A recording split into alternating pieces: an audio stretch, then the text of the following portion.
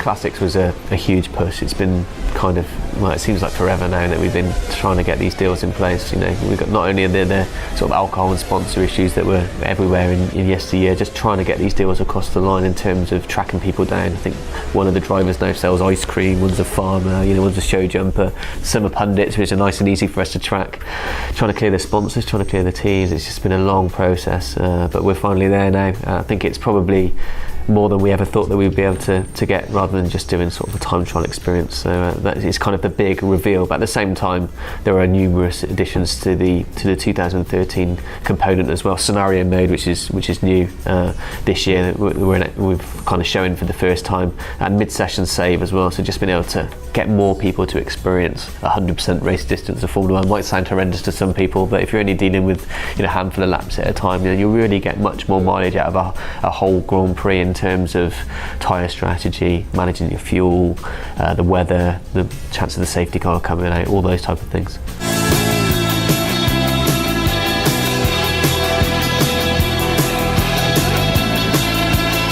In terms for the handling guys, it's probably been fun, but also a lot of work, because the handling characteristics of a 1980 Williams versus you know, all the way up to a 1999 Ferrari, and then the 2013 cars. I mean, F1 changes massively year on year, so to be able to represent F1 over 20 years, and then the modern stuff as well, and then to still do all the nuances we've always done, where the modern cars have got different handling characteristics. So the Lotus, for example, is easier on its tyres, Mercedes is blisteringly quick but rubbish on its tyres, all those type of things that kind of hardcore fans will know and dial into. And I think purely from a gameplay point of view, you know, each car handles so differently that you'll want to race them all, and you know, you get to experience more bang for your buck this year.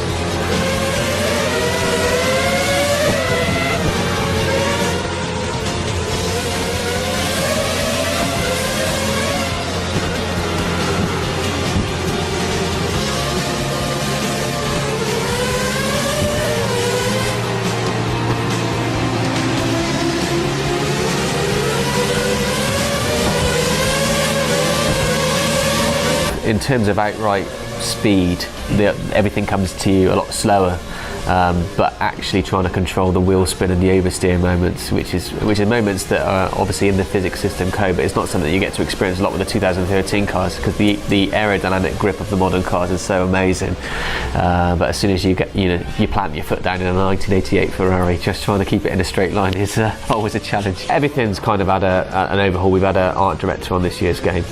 One of the teams sort of dipped out of the championship. That's freed up a little bit of memory, and been able to have someone come in with a bit more of a sort of critical eye, a bit of a fresh approach. So we spent that memory on improving the car textures and all the replays and the spectator cams. Everything looks that much better this year.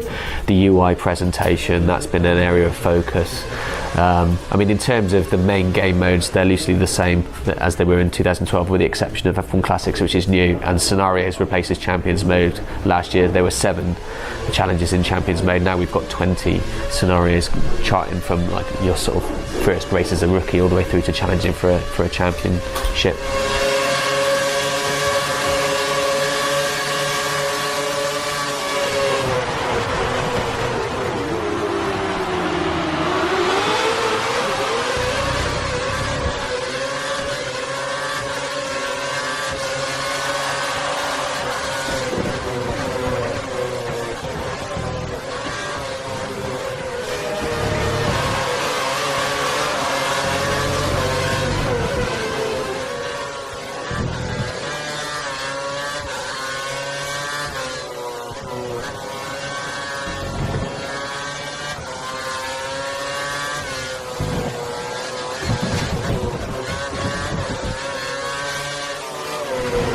from a company perspective, there's a lot of technical challenges in terms of moving on to next gen. That's one of the reasons why we're not doing Formula 1 on next gen this year. We really want it to be a significant step forward.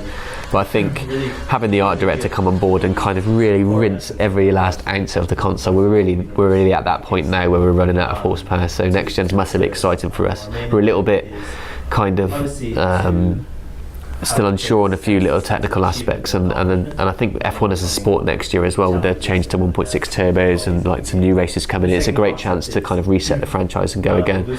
But I think for us that means probably quite a big radical overhaul, not necessarily taking across almost any of the systems that we've got already and starting again. And I think obviously graphically, frame rate, but also we're trying to move forward with some sort of more detailed technical partnerships with some Formula 1 teams to try and utilise some of their strengths and skill sets, some of the tools that they use to analyse telemetry, for example, or the way that they do race strategy real time. All of those things are quite fascinating to us, and obviously a lot of the teams now are spending a lot of money working on simulators and the physics side of things, which is that's a different level on again, but I certainly think that working better with them means that we're going to end up with an even more sort of hardcore simulation experience, if you like.